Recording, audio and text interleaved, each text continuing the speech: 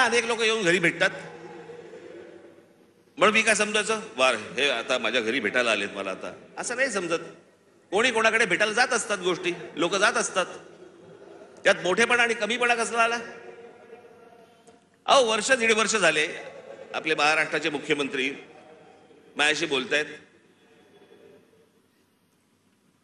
आपण एकत्र आलं पाहिजे, आपण एकत्र काहीतरी केलं पाहिजे. म्हटलं शी,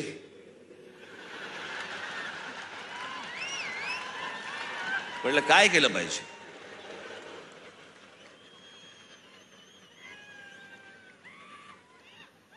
असं वर्ष दीड वर्ष ऐकतोय. मग मी शेवटी एक काम केलं, मी म्हटलं बाबा मला समजेना, मला देवेंद्रजी पण सांगत होते, फडणवीस एकनाथजी पण सांगत होते आपण एकत्र आलं पाहिजे, एकत्र आलं पाहिजे. म्हटलं एकत्र आलं पाहिजे म्हणजे काय?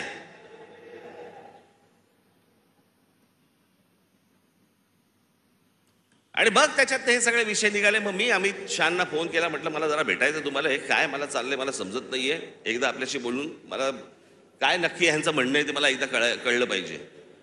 मग आमचं बोलणं झालं तिकडे, मग इथे आल्यावरती आमच्या तिघांचं बोलणं झालं, मग ते सगळं निशाणीवरती प्रकरण आलं.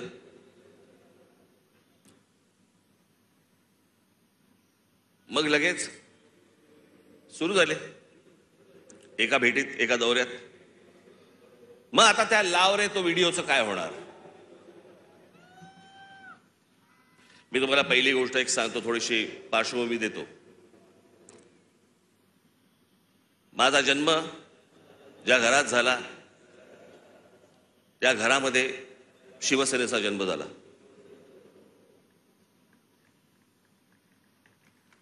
मी पहिल्यापासून जे पाहत आलो ती माननीय बाळासाहेबांची शिवसेना पाहत आलो. लहान असल्यापासून त्यांच्याबरोबर हिंडलो, फिरलो, अनेक ठिकाणी गेलो, अनेक सभांना गेलो, चॅलेंज सभांना गेलो. त्याच्यामुळे माझ्या आयुष्यातला एकमेव तेव्हाचा पक्ष होता तो म्हणजे शिवसेना.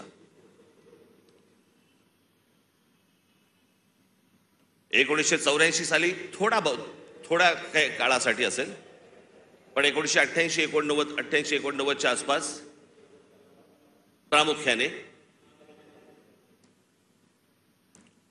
भारतीय जनता पक्ष आणि शिवसेनेची युती झाली.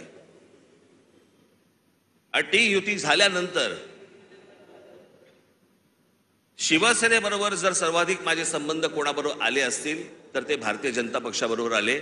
आमच्या गोपीनाथराव मुंडेंबरोबर आले, प्रमोद महाजनांबरोबर आले, आमच्या नितीन गडकरीजींबरोबर आले.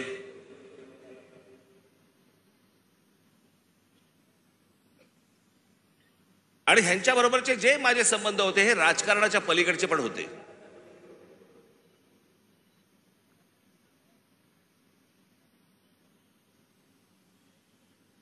माझा संबंध कधी काँग्रेस राष्ट्रवादीत खूप नंतर, पण काँग्रेसवाल्यांशी माझा तसा संबंध कधी आला नाही.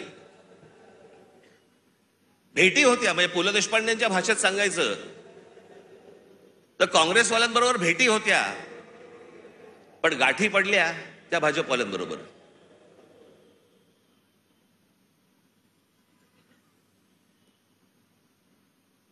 त्याच्यामुळे अनेक वेळेला त्यांच्याबरोबर माझे अगदी चांगले संबंध तेव्हापासून प्रस्थापित झाले. मग आमचे प्रमोदजी गेले, मग त्या दरम्यान मी गुजरात दौऱ्यावरती गेलो. नरेंद्र मोदी यांच्याबरोबर माझे संबंध प्रस्थापित झाले. मी गुजरात पाहिला, त्यावेळेला खूप चालू होतं की गुजरातमध्ये कशा प्रकारची प्रगती होते, कशा प्रकारची डेव्हलपमेंट होते.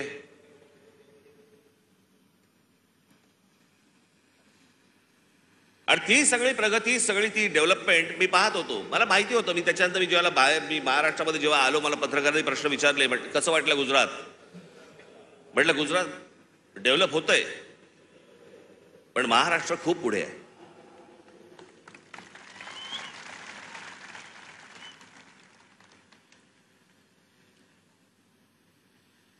आणि मग त्यावेळेला ते जसे जसे त्यांच्याबरोबरचे संबंध माझे प्रस्थापित व्हायला लागले, एक वेळ आली या देशामध्ये हा राज ठाकरे पहिला माणूस होता ज्यांनी या देशाचे पंतप्रधान नरेंद्र मोदी व्हावेत असं बोलणारा पहिला माणूस मी होतो. त्यांच्याही पक्षातलं कोणी बोललं नव्हतं तोपर्यंत. मला असं तेव्हा वाटलं की बाबा आपला एक स्वतःचा विचार असतो, त्याच्यात माणसं बोलत असतात, माणसं काही गोष्टी सांगत असतात, माणसं स्वप्न दाखवत असतात. स्वप्न सत्यामध्ये उतरावीत अशी प्रत्येकाची अपेक्षा असते, आशा असते. आणि मग ज्या वेळेला 2014ची निवडणूक झाली, 2014च्या निवडणुकीच्या अगोदर मी काही अनेक भाषणं त्यांची ऐकत होतो आणि 2014ची निवडणूक झाल्यानंतर मला असं वाटलं, अरे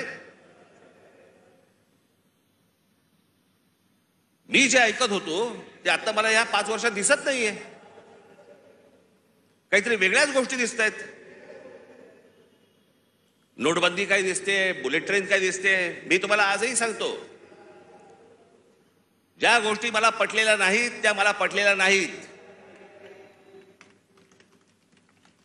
उद्या कितीही संबंध परत चांगले झाले किंवा नाही झाले तरी ज्या गोष्टी मला चांगल्या वाटल्या स्वागत करणार, ज्या गोष्टी नाही पटल्या विरोध करणार. आणि ज्या माणसावरती सर्वाधिक विश्वास असतो, 30 वर्षानंतर राजीव गांधींची सत्ता आली होती 1984 साली, त्याच्यानंतर 20-30 वर्षानंतर एका माणसाच्या हातात या देशाचं बहुमत आलं. मी विचार करतो या देशाचं काय काय गोष्टी होऊ शकतात, काय काय गोष्टी घडू शकतात.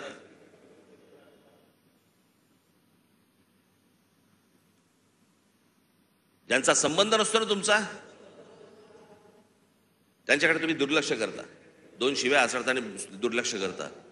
पण ज्यांच्यावरती प्रेम असतं, ज्यांच्यावरती विश्वास असतो, त्याला ज्या वेळेला कुठेतरी तडा जातोय असं दिसायला लागलं तर तो जो राग आपला असतो, तो राग आणि माझा राग तर टोकाचा आहे. मी महाराष्ट्रावरती प्रेम करतो, महाराष्ट्रातल्या मराठी माणसांवरती प्रेम करतो, महाराष्ट्रातल्या मराठी भाषेवरती प्रेम करतो, टोकाचं प्रेम करतो.